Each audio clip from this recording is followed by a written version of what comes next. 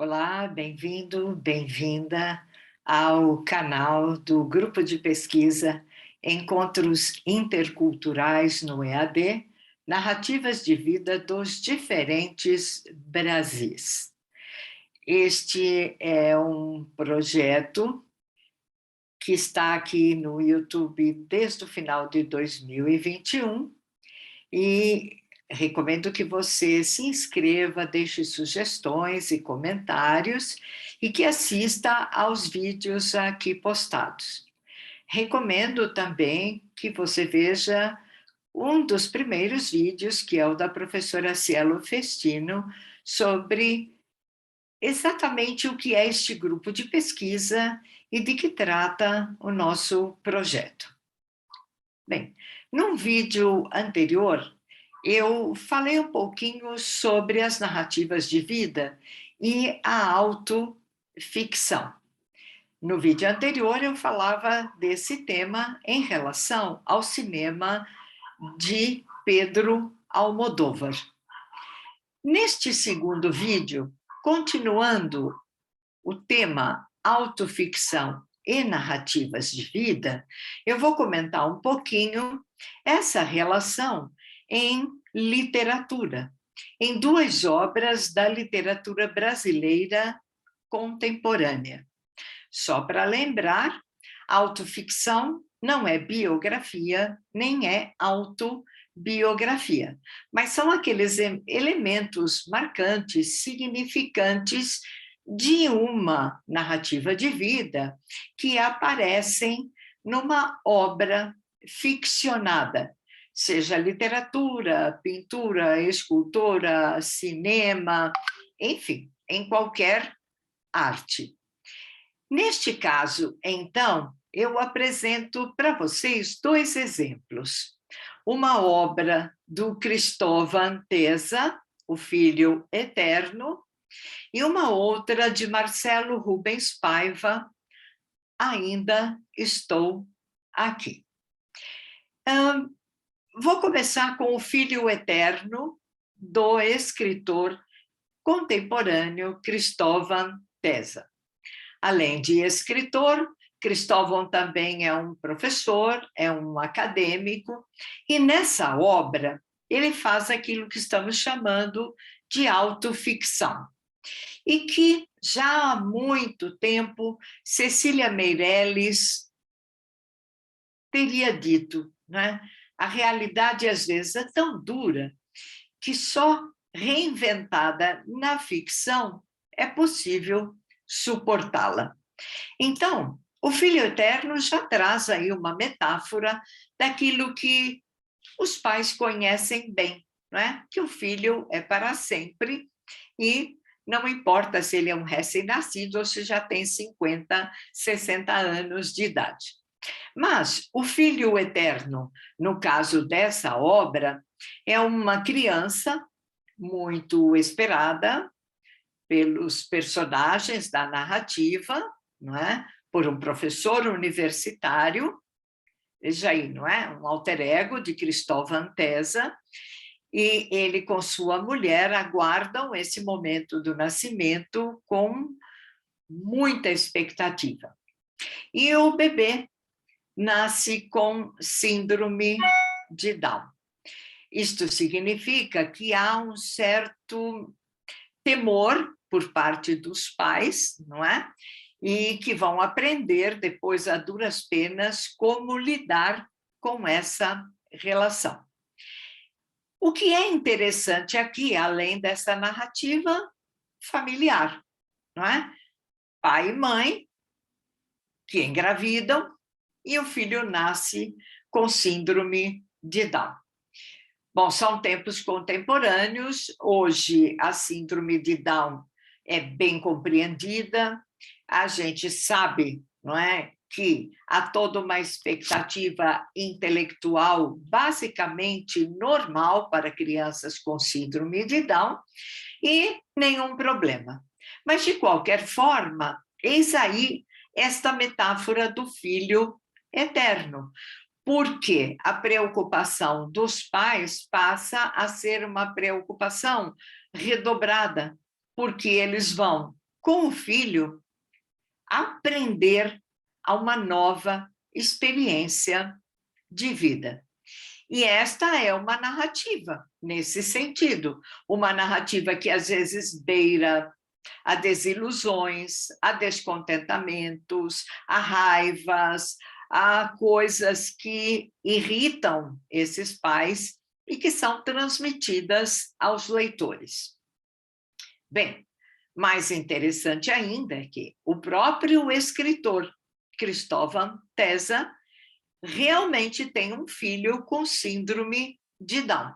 Então, nesse sentido, é que, ficcionando esta que era uma narrativa de vida dele, da esposa, da família, sobre ter uma criança Down, acaba se transformando numa ficção, uma obra literária, com um caráter, aliás, literário muito bom, um livro bastante denso, um livro que não é um compêndio para entender o que é síndrome de Down, mas é algo de colocar a sociedade, as famílias, os pais, diante de algo que é diferente. Diferente, mas não exclusivo, no sentido de estar excluído da sociedade. De qualquer maneira, é uma situação difícil. Difícil foi a do escritor, difícil é a desse pai dentro do livro. Então, o livro também funciona, no caso da autoficção, como uma metalinguagem, porque o livro fala e fala de algo que poderia realmente, em verossimilhança, não é? Naquela situação crível que pode estar no mundo real, que passado para um mundo imaginário e simbólico se transforma em obra de arte. Um livro muito interessante, muito bem escrito, de um grande escritor, e que, para além da literatura, nos contempla com uma narrativa de vida. Um caso semelhante é o do escritor Marcelo Rubens Paiva. Ele estreia, de uma certa maneira, na área literária, já com uma obra que ficou imortal, Feliz Ano Velho. Essa obra é exatamente uma retrospectiva da vida de Marcelo Rubens Paiva depois do acidente que o deixou tetraplégico. Mas não é apenas isso. A obra passa a ser um recorte social, cultural de um momento da vida nacional, não é? Daquilo que vivemos no Brasil, de um pensamento de jovens daquela época. Esse livro já valeria como autoficção, sem qualquer outro exemplo. No entanto, entre várias obras, não é, que o Marcelo já fez depois dessa e que o consagrou como um grande escritor na literatura brasileira contemporânea, ele escreveu também Ainda Estou Aqui. E este título, segundo o próprio autor, aliás, deveria ser algo que falasse mais do seu pai, Rubens Paiva, desaparecido durante o período da ditadura no Brasil, e só muito recentemente a sua narrativa foi explicada, digamos assim, e a família pôde dar como morto, e não mais apenas desaparecido, o cidadão brasileiro Rubens Paiva. No entanto, a narrativa, como autoficção, não é, vai tratar não apenas desse único desaparecimento, que é o do pai do escritor, mas de todo um contexto histórico, social e cultural, desde a época da ditadura até os tempos contemporâneos, em que não só a família Paiva, mas tantas outras conseguiram resolver impasses e, finalmente, ter um certo descanso. Mas, enfim, como eu dizia, muito embora Marcelo Rubens Paiva quisesse falar no livro sobre o pai, a obra acabou saindo, num certo sentido, para falar da mãe de Marcelo, Eunice Paiva. Muito mais do que o marido, pelas palavras do próprio escritor, Eunice foi uma lutadora por direitos políticos, recentemente por causas indígenas, e bem, exatamente no momento em que a história se revela, em que a história da trajetória do marido aparece como uma resposta aos acontecimentos, ela, que tanto preservou essa memória e lutou por essa memória, encontra-se com Alzheimer. E essa é a grande ironia, não é? E o título diz isso: ainda estou aqui. O próprio escritor, quando questionado se teria escrito essa obra caso a mãe estivesse lúcida, ele prontamente responde que não, que ele só conseguiu escrever porque a mãe perdeu a memória, não é? Ou tem alguns lapsos de lembranças, mas a memória ficou no esquecimento. E então, ainda estou aqui, é uma prova viva de alguém que ainda está viva, mas cuja mente foi arrebatada pela doença.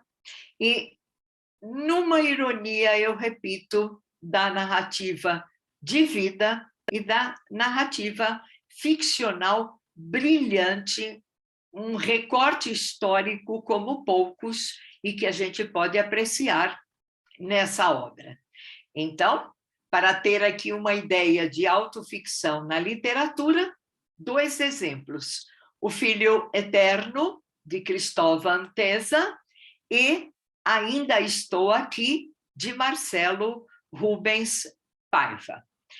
Eu espero que vocês tenham compreendido e que possam buscar outras obras literárias brasileiras ou não que tratam da autoficção, para lembrar aquilo que Cecília Meirelles disse.